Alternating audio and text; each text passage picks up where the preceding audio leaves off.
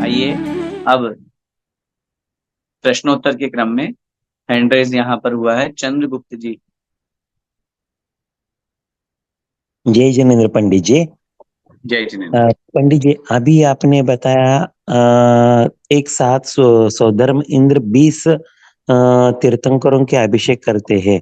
तो शास्त्रों में ये उल्लेख आया है कि सौधर्म इंद्र एक ही होते हैं और अधिक से अधिक 170 तीर्थंकर बन सकते हैं, न्यूनतम 20 तीर्थंकर हो सकते हैं जो अभी के काल में है।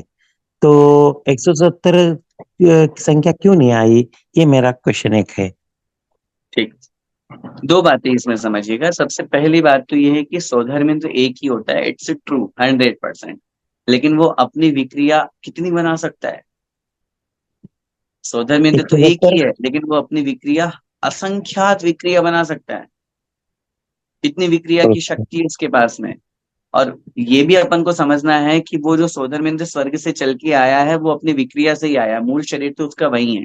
पहली बात।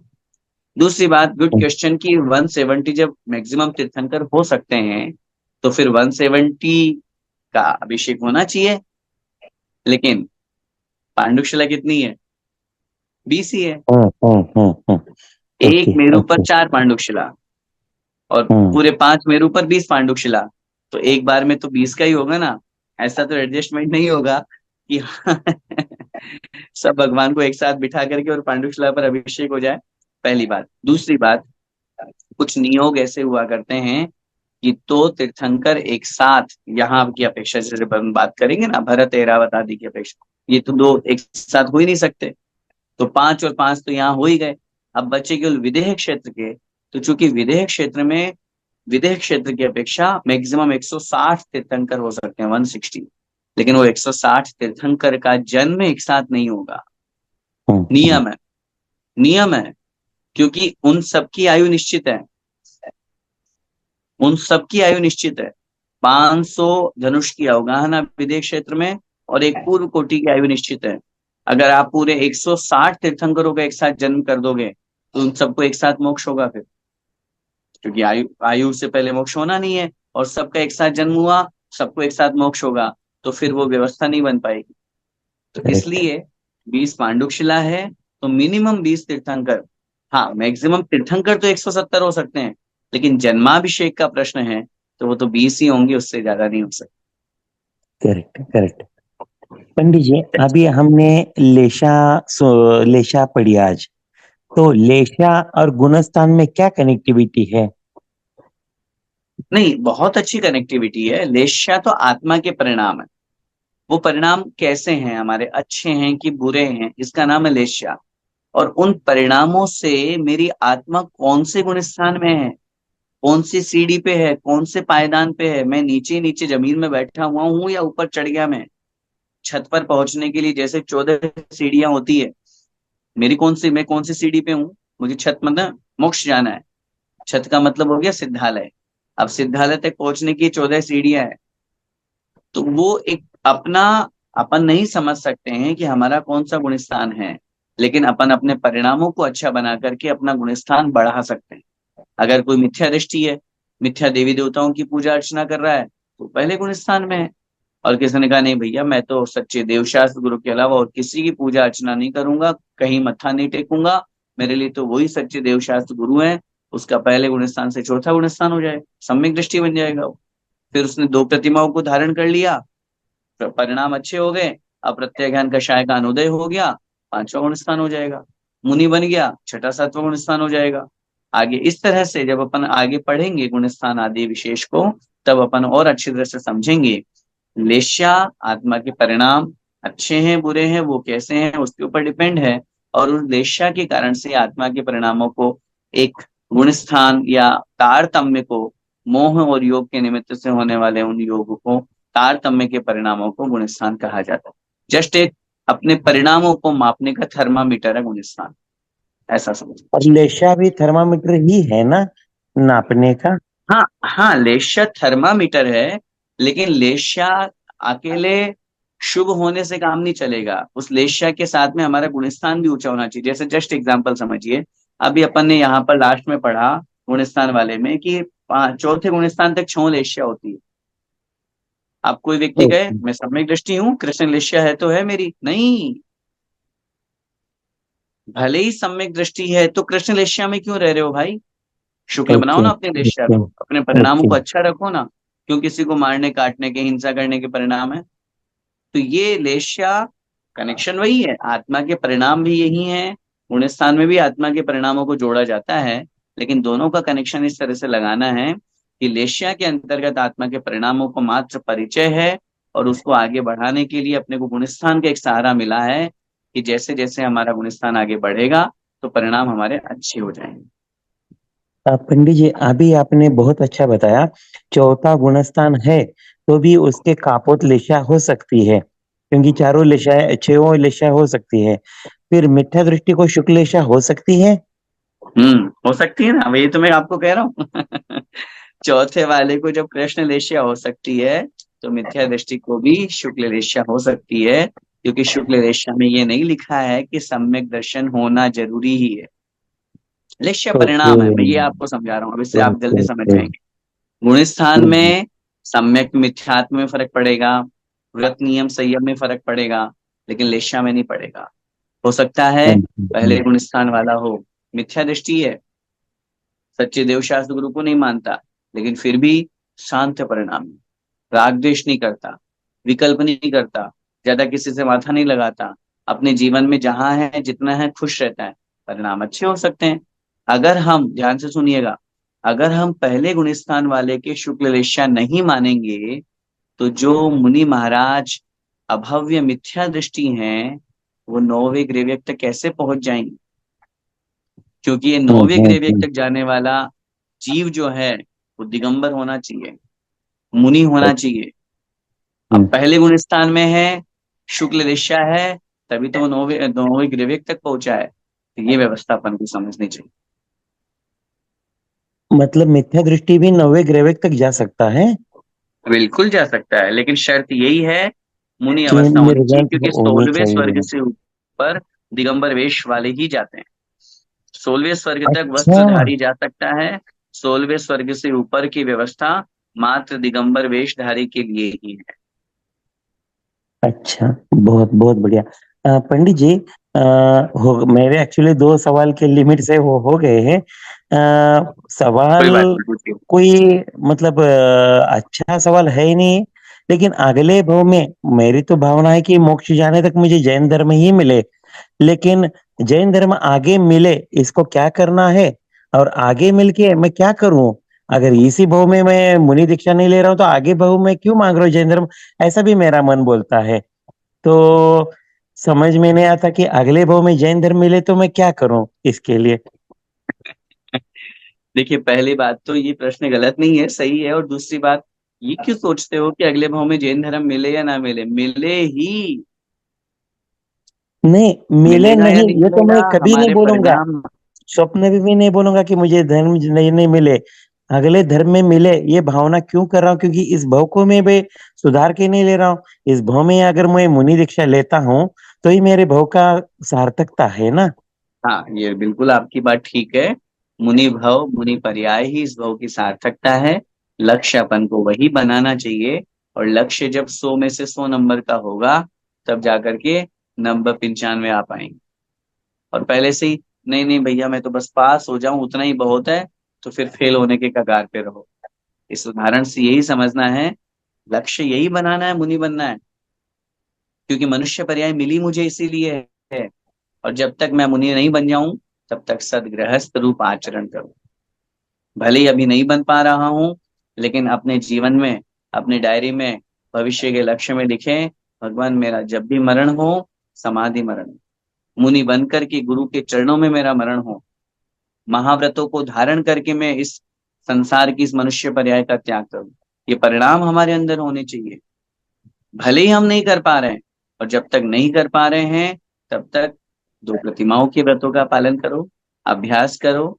दुबई में रह करके भी कर सकते हैं, भले ही कुछ विषम परिस्थितियां हो सकती है, लेकिन मुझे याद है पहले आपने इन्हीं मुनि महाराज से पूछा था, तो महाराज ने आपको कहा था विदेश छोड़ करके भारत देश में आ जाओ, यहाँ प्रतिमाओं का अच्छे से पालन हो जाएगा।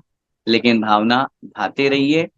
भले ही अपन वहां किसी परिस्थितिवश रह रहे हो, लेकिन अपन सबके मन में ये भावना है कि नहीं, मेरा मरण मेरे देश में होना चाहिए, मेरा मरण मेरे गुरु चरणों में होना चाहिए, मेरा मरण उस धरा पर होना चाहिए जिस धरा पर तीर्थंकरों ने विचरण किया, मेरे आचार्य भगवंतों ने विचरण किया, मेरे गुरुदेव ने जिस पृथ्वी को सुशोभित किया। तो ये अपने आप जब हमारी भावना बनेगी तो निश्चित रूप से पूरी होगी।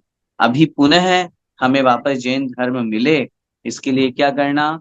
जैनी होने के जितने फायदे हैं, जैनी होने पर हमारा आचरण जो जो होना चाहिए, उस आचरण को अपनाओ। जैनी होकर के अगर कोई रात्रि भोजन कर रहा है, मांस मदिरा का पान कर रहा है, आलू खा रहा है, भक्ष्य खा रहा है, तो फिर उस स्थिति में कर्म बोलेगा, मैंने तो इसे अच्छे काम करने के लिए जैनी बनाया था, ये तो और उल्टा गलत काम कर रहा है, फंस गया ये तो कर्म आपको वापस कभी जैन पर्याय नहीं देगा, जैन कुल में जन्म नहीं देगा। उस कर्म से पूछो, उस आगम में लिखा हुआ है वो कर्म क्या कह रहा है, मैंने तुझे उच्च कुल क्यों दिया, जैन कुल क्यों दिया? ताकि तू अपने जैन कुल का नाम रोशन कर सके, वीतरागी भगवान की पूजा अर्चना के माध्यम से आत्म कल्याण कर सके, अपने छह आवश्यकों का पालन कर सके। और वो अगर हम कर देंगे, करते हैं, तो निश्चित रूप से हमारे हर भाव में, जब तक मोक्ष पद की प्राप्ति ना हो, एक भावना प्रतिदिन भगवान के चरणों में भाव, भगवान मैं क्या चाहता हूं आपसे, कुछ नहीं चाहता। तव पादो मम हृदये, मम हृदयम तव पदद्वये लीनम, तिष्ठतु जिनेन्द्र तावत यावन निर्वाणम संप्राप्ति। रोज पढ़ते हैं हम ये दो पंक्तियां शांति पाठ में। करेक्ट। तव पद मेरे ही मेरे में, जीवन में मम मेरे ही ही तेरे तेरे पुनीत पुनीत चरणों में। चरणों में, तब लो लीन रहे प्रभु, जब लो न पाया हो मुक्ति पद मैंने। बस ये भावना भाते रहेंगे तो निश्चित रूप से अगले भवों में भी अपने को वीतरागी भगवान प्राप्त बहुत बहुत धन्यवाद पंडित जी। हो। हाँ विकास भैया। हाँ, जय जय पंडित जी। जय जय। पंडित जी, एक छोटा सा प्रश्न है। अपन बोलते हैं कि सिद्धों का जगन्य अवगाहना बताई जाती है 3.5 हाथ की, वो कैसे घटित होती है? कभी अपन बोलते हैं कि सिद्ध स्थिला में एकदम खचाखच भरते हैं और फिर वैसा, तो वो 3.5 हाथ भी अपन एक तरफ एक वेरिएबल को फिक्स कर दिए हैं अपन कि जगन्य इतना ही हो सकता है, तो ये कैसे घटित हो रहा है? ये इस अपेक्षा से घटित होना चाहिए। पहली बात तो ये कहीं पर नहीं लिखा हुआ है कि सिद्धालय या सिद्धशिला पूरा भरा हुआ है। सिद्धशिला में तो कुछ है ही नहीं है। सिद्धशिला तो जस्ट एक रचना मात्र है जो अर्ध चंद्राकार अपन बनाते हैं, जो स्फटिक मणियों और अनेक प्रकार की चित्र विचित्र मणियों से बनी हुई है। ईशत प्रातभार नामक 8वीं पृथ्वी में जो रचना है वो तो हुई सिद्धशिला। उससे ऊपर 3 वात वलय हैं, घनोदधि वलय, घनवात वलय और तनुवात वलय। तो जो तनुवात वलय का 1575 धनुष का स्थान है, वहां पर ऊपर के 525 धनुष में सिद्ध भगवान निवास करते हैं, क्योंकि 525 धनुष उत्कृष्ट अवगाहना हुआ करती है। उसकी भी अगर अपन बात करेंगे तो वो भी 1500वें हिस्से में रहते हैं। अच्छा। मेरे शब्द पर ध्यान दीजिएगा। उस तनुवात वलय के 1575 धनुष के 1500वें हिस्से में सिद्ध भगवान निवास करते हैं। इसलिए बिल्कुल टॉप पॉइंट पर आप यूं समझ लीजिए जैसे ये अपना टॉप पॉइंट हो गया, बस यहाँ इतने से स्थान में सिद्ध भगवान रहते हैं, बाकी का स्पेस पूरा खाली है। रही बात जघन्य अवगाहना की, तो शरीर की अवगाहना बहुत महत्वपूर्ण होती है कि अगर कोई जीव सिद्ध अवस्था प्राप्त करना चाहता है या कर रहा है तो उसके लिए कुछ कंडीशंस होती है। जैसे वज्रशम नाराज सैनन होना जरूरी है। अगर शरीर में शक्ति नहीं हुई तो कैसे मोक्ष जाएगा? ऐसे ही समचतुरस्र संस्थान या सामान्य रूप से पांचों छहों संस्थान से भी 5 संस्थान की भी वहां पर व्याख्या की गई है।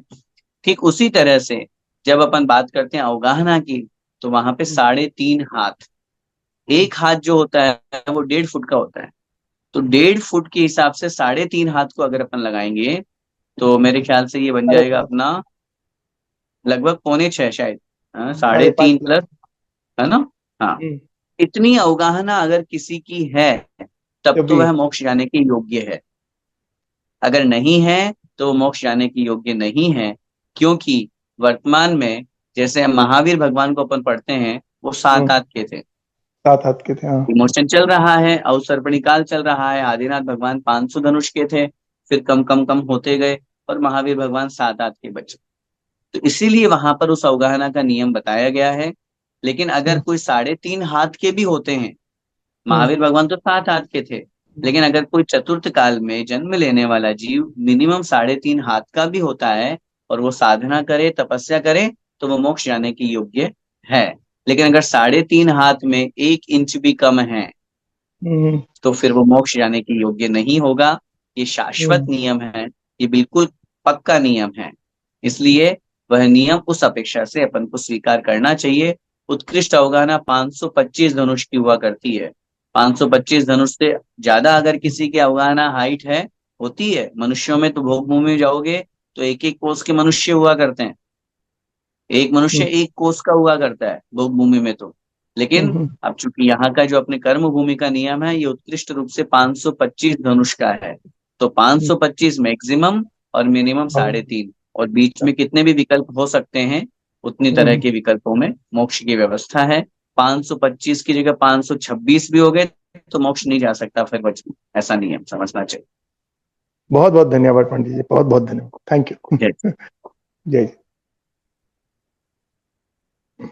आइए जिनवाणी पंडित स्तुति जी जब करते हैं। पंडित जी जब 500 धनुष 525 धनुष उत्कृष्ट अवगाहना है, तो अकृत्रिम जिन चैत्यालय में पद्मासन में 500 धनुष का कैसे बनाते हैं? अगर नहीं पांच बना, 525 धनुष के सिद्ध भगवान अगर विरा मतलब पद्मासन में बैठेंगे, तो हो सकता है वो 350 धनुष की ही अवगाहना हो जाएगी उनकी। वो बिल्कुल ठीक कह रहे हैं आप, उसमें कोई आपत्ति नहीं है। लेकिन वो अवगाहना सिद्धों की, और ये अवगाहना अकृत्रिम चैत्यालयों में जिन बिंबों की, दोनों में अंतर है। सिद्धों की अवगाहना का यही नियम है, और वहां पर मंदिर में विराजमान, अकृत्रिम चैत्यालय में विराजमान जो प्रतिमाएं हैं वो 500 धनुष की हुआ करती है, ये नियम है। अब इसमें अपन को ये नहीं लगाना कि अच्छा भगवान की अवगाहना से अपन को लगाना है। इससे उदाहरण समझो। एक जस्ट एग्जांपल दे रहा हूं मैं। वैसे तो चूंकि अकृत्रिम चैत्यालयों में अरिहंत और सिद्ध दोनों की प्रतिमा होती है, किन्हीं तीर्थंकर विशेष की प्रतिमा नहीं होती। अब महावीर भगवान 7 हाथ से मोक्ष गए, तो कोई प्रश्न कर सकता है तो फिर भैया महावीर भगवान की 7 हाथ का मतलब क्या, 10.5 फुट, 10.5 फुट से ज्यादा ऊंची प्रतिमा मत बनाना। क्यों नहीं बनाना? क्योंकि वो ओरिजिनल थे ही नहीं ऐसे। कोई कह ओके। सकता है ना? हाँ, लेकिन हाँ, ऐसा नहीं है, क्योंकि उससे उस चीज को नहीं जोड़ा गया है। ये अकृत्रिम एक जिनबिंब की व्यवस्था है, और वो पर्टिकुलर मोक्ष जाने वाले जीवों की व्यवस्था है। ठीक है, ठीक है, बहुत बहुत धन्यवाद पंडित जी। आइए जिनवाणी स्तुति करते हैं। जा वाणी के ज्ञान ते सुझे लोकालोक, सो वाणी मस्तक नमो सदा देते हूँ लोक। हे जिन वाणी भारती, तो हे जपू दिन रे, जो तेरा शरणा गए, सो पावे सुख चैन। देव भजू अरिहंत को, गुरु सेवा निर्ग्रंथ, दया धर्म पालू सदा, यही मोक्ष का पंथ। नो वर्णो।